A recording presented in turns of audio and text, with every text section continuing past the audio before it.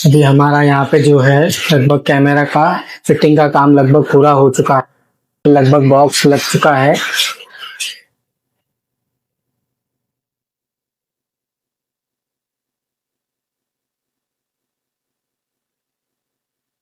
ये हम लोग ने वायरिंग जो है वो फायर पाइप से लेके जाके वहां से कंप्लीट की है।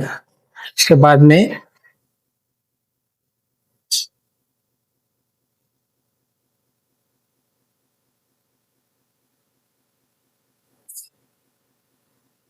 एक कैमरा जो है वो यहाँ पे लग चुकी है और एक कैमरा यहाँ पे अंदर के साइड में लग चुकी है।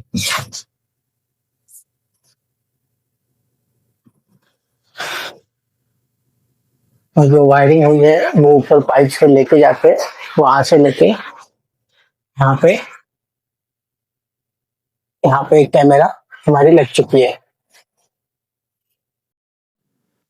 अभी ये जो है हमारा पूरा सेटअप फाइनल हो चुका है। दो कैमरा जो है वो बाहर लग चुकी है। एक हमने यहाँ पे ऊपर ऊपर लगाई है यहाँ पे, और एक जो है वो यहाँ पे ऊपर फिटिंग कर दी है ऊपर।